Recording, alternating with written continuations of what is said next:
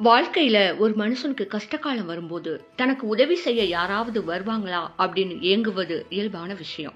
ஆனா, அப்படி எதிர்பார்க்கும்போது, நெருக்கமாக பழகுனவங்க கூட, துணையாக இல்லாதப்போ ஏற்படும் மன வலி இருக்குல்ல, அது கஷ்டத்த விட பெருசா இருக்கும். இத பத்தி தான் முன்னணி நடிகர் சசிகுமார் தனது வீடியோ ஒன்றில் ஆழமாக பேசியுள்ளார். அவர் கூறும்போது, யாராவது உதவிக்கு வருவாங்க அப்படின்னு எதிர்பார்ப்பதே தப்பு அப்படின்னும், இந்த எதிர்பார்ப்பு மனுஷனுக்கு மன உளைச்சலை அதிகப்படுத்தும் அப்படின்னும் விளக்கியுள்ளார். நண்பர்களோ உறவினர்களோ கஷ்டமில்லாத காலத்துல மட்டும்தான் நம்மோட நெருக்கமாக இருப்பாங்க அப்படின்னும், கஷ்ட காலத்துல பெரும்பாலும் நாம தனியாக இருக்க வேண்டியிருக்கும் அப்படின்னும் குறிப்பிட்டுள்ளார்.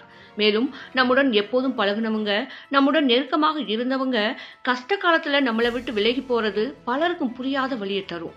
ஆனா இந்த வலியை எதிர்கொள்ள நாம யாரையும் எதிர்பார்க்காம நமது கஷ்டங்களை நாமளே தீர்க்க முயலணும் அப்படின்னு அறிவுறுத்தியுள்ளார். சசிகுமாரின் இந்த பேச்சு வாழ்க்கையின் உண்மையை யதார்த்தமாக வெளிப்படுத்துவதாக அமைஞ்சிருக்கு.